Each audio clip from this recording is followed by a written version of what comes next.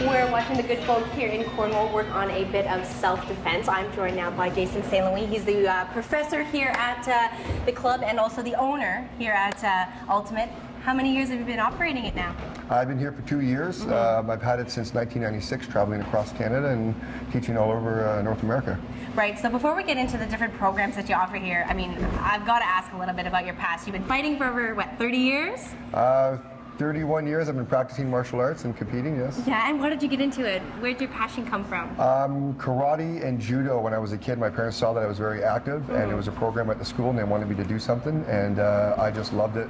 That and martial art movies at my uncle's house every weekend just really grooved and carved a path for me to continue on this, and I love it. It's the truest form of the ability for me to express myself in a stylistic art form against one other person, so it's amazing. Right, and I mean, you've held some incredible titles here in Canada.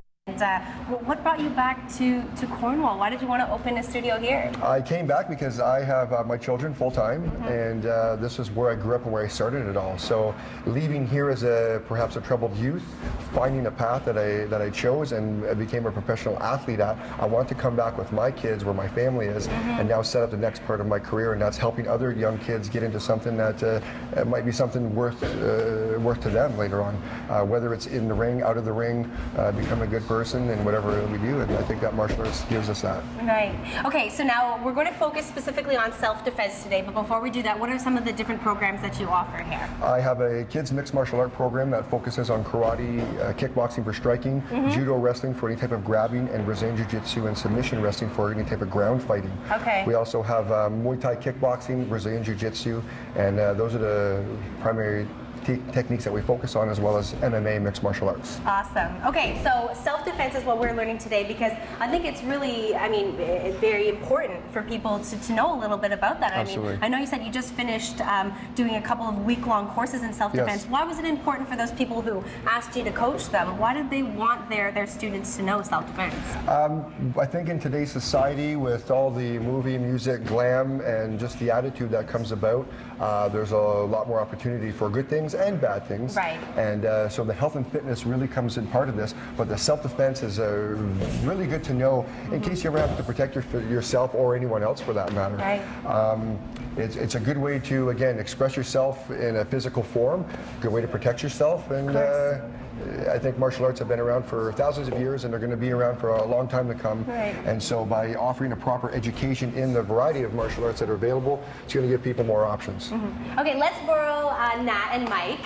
I know you guys are probably pooped, you've been fighting for this whole time, but what's the very first thing that you will teach your students when it comes to self-defense? Awesome. Take a fighting stance, please, facing each other.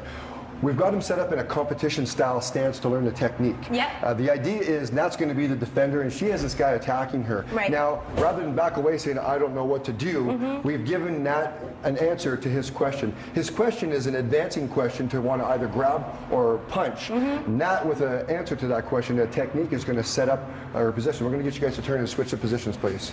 Excellent. So, first things first, Mike's going to attempt. She's going to step on a shoelace and freeze that position. Okay.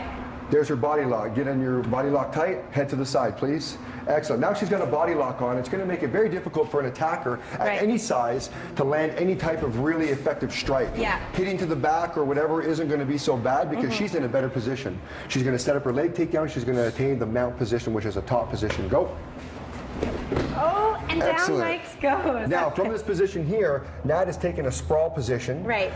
Anyone on the bottom who doesn't have any experience is going to, A, panic, B, scratch, kick, do whatever they can. So Mike is simulating trying to push Nat off, and Nat is baiting that position. So you're going to back yourself up. Okay. And as you see, Nat forward baits the position. When Mike pushes away, she's going to set up the armbar trap. Okay, we've got a lot to learn here this morning, and I'm going to make an attempt at this as well. So stick around, we'll show you it all coming up a little bit later from Cornwall on CTV Morning Live.